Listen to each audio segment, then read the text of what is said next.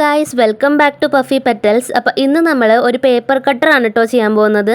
അതും നമ്മുടെ വീട്ടിലൊക്കെ അവൈലബിൾ ആയിട്ടുള്ള വളരെ കുറച്ച് മെറ്റീരിയൽസ് യൂസ് ചെയ്തിട്ടാണ് നമ്മളിത് ചെയ്യുന്നത്. അത് മാത്രമല്ല, ഈ കാണുന്ന ഈ സ്റ്റിക്കർ അൺബോക്സിങ്ങും കൂടി ഞാൻ ഈ വീഡിയോയിൽ ഇൻക്ലൂഡ് ആക്കിയിട്ടുണ്ട്. അപ്പോൾ എല്ലാവരും വീഡിയോ ഫുള്ളായിട്ടൊന്ന് കണ്ടു നോക്കുക. നമുക്ക് നേരെ വീഡിയോയിലോട്ട് കിടക്കാം. ആദ്യം തന്നെ കാർഡ്ബോർഡ് കട്ട് ചെയ്യേണ്ട മെഷർമെൻറ്റ്സ് പറഞ്ഞുതരാം.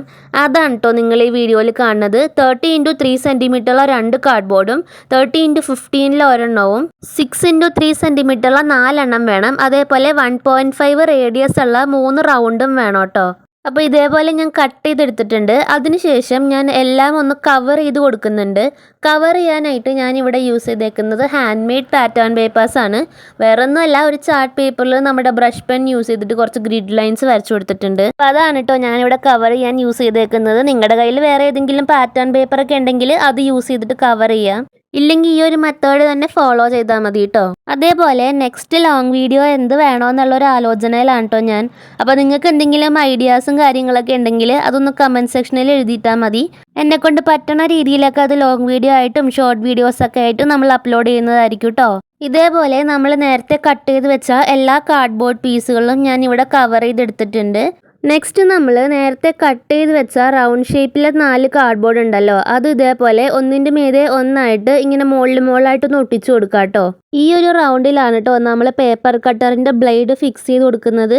അതുകൊണ്ട് നമുക്കിതിനെ പേപ്പർ കട്ടറിൻ്റെ ഹോൾഡർ എന്ന് വേണമെങ്കിൽ പറയാം. എന്നിട്ട് ഇതേപോലെ ഞാൻ അതൊന്ന് ഫുള്ളായിട്ടൊന്ന് കവർ ചെയ്തെടുക്കുന്നുണ്ട്. അതും നമ്മുടെ ഹാൻഡ് മെയ്ഡ് പേപ്പർ തന്നെ യൂസ് ചെയ്തിട്ടാണ് കേട്ടോ ഞാൻ ഈ പേപ്പർ കട്ടർ ഹോൾഡറും ഞാൻ കവർ ചെയ്തെടുക്കുന്നത്. പിന്നെ ഒരു ക്യൂട്ട്നെസ്സിന് വേണ്ടിയിട്ട് ഇതിൻ്റെ ടോപ്പ് പോർഷനിലായിട്ട് ഇതേപോലെ ഒരു ഫ്രോഗിൻ്റെ പടവും കൂടി ഞാൻ കട്ട് ചെയ്ത് ഒടിച്ചെടുക്കുന്നുണ്ട് കേട്ടോ. അടുത്തതായിട്ട് നമുക്ക് പേപ്പർ കട്ടറിൽ ഇൻസേർട്ട് ചെയ്യാനായിട്ട് ബ്ലേഡിൻ്റെ ആവശ്യമുണ്ട്. അതിനായിട്ട് ഇതേപോലെ ഒരു പോക്കറ്റ് നൈഫ് എടുക്കുക. അതിൻ്റെ ബാക്ക് സൈഡ് നമുക്ക് ഇതേപോലെ റിമൂവ് ആക്കാൻ പറ്റും. അത് റിമൂവ് ആക്കിയതിന് ശേഷം ഈ വീഡിയോയിൽ കാണുന്ന പോലെ അതൊന്ന് ബ്ലേഡിലോട്ട് ഇൻസേർട്ട് ചെയ്തിട്ട് ഒന്ന് ഒടിച്ചു കൊടുത്താൽ നല്ല കറക്റ്റായിട്ട് നമുക്ക് ബ്ലേഡ് ഒടിഞ്ഞു കിട്ടും കേട്ടോ. എൻ്റെ ഈ വീഡിയോ കാണുന്ന എല്ലാ ചെറിയ കുട്ടികളും ഈ ഒരു സ്റ്റെപ്പ് പാരൻസിൻ്റെ ഹെൽപ്പോടുകൂടെ മാത്രം ചെയ്യാം കേട്ടോ. അങ്ങനെ ആ ബ്ലേഡ് ഹോൾഡറിലോട്ടും കൂടി ഒന്ന് ഇൻസേർട്ട് ചെയ്ത് കൊടുത്താൽ നമ്മുടെ ഹോൾഡറും ഇവിടെ റെഡി ആയിട്ടുണ്ട്. കുറച്ച് ഗ്ലൂവും കൂടി യൂസ് ചെയ്താൽ അതൊന്ന് സെക്യൂർ ആയിട്ട് ഇരിക്കും കേട്ടോ.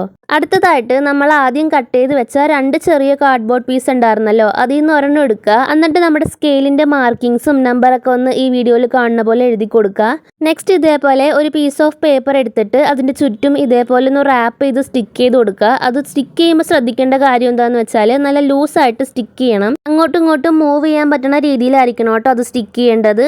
ഈ സെയിം രീതിയിൽ തന്നെ നമ്മുടെ മറ്റേ ചെറിയ പീസിലെ കാർഡ്ബോർഡിലും ഒന്ന് ചെയ്ത് കൊടുക്കുക. നെക്സ്റ്റ് സ്റ്റെപ്പ് എന്ന് പറഞ്ഞാൽ നമ്മൾ നേരത്തെ സെറ്റാക്കി വെച്ച എല്ലാ പാർട്സും ഒന്ന് അറേഞ്ച് ചെയ്ത് സ്റ്റിക്ക് ചെയ്ത് കൊടുക്കലാണ്. അത് പ്രത്യേകിച്ച് എക്സ്പ്ലെയിൻ ചെയ്യാനൊന്നുമില്ല, ഈ വീഡിയോ ശ്രദ്ധിച്ച് കണ്ടാൽ നിങ്ങൾക്ക് മനസ്സിലാവും കേട്ടോ. പിന്നെ ഒരു കാര്യം ശ്രദ്ധിക്കേണ്ടത് എന്താണെന്ന് വെച്ചാൽ നമ്മുടെ ഇതേപോലെ ചെറിയ പീസ് ഓഫ് കാർഡ്ബോർഡ് നമ്മൾ സ്റ്റിക്ക് ചെയ്യുമ്പോൾ അതിൻ്റെ സെൻറ്ററിലായിട്ട് കുറച്ച് സ്പേസ് നമ്മൾ വിടണം. അങ്ങനെ സ്പേസ് വിടാണ്ട് ഒരുമിച്ച് സ്റ്റിക്ക് ചെയ്ത് കഴിഞ്ഞാൽ നമ്മുടെ ബ്ലേഡ് മുകളിലോട്ടും താഴോട്ടും നമുക്ക് മൂവ് ചെയ്യാൻ പറ്റില്ല.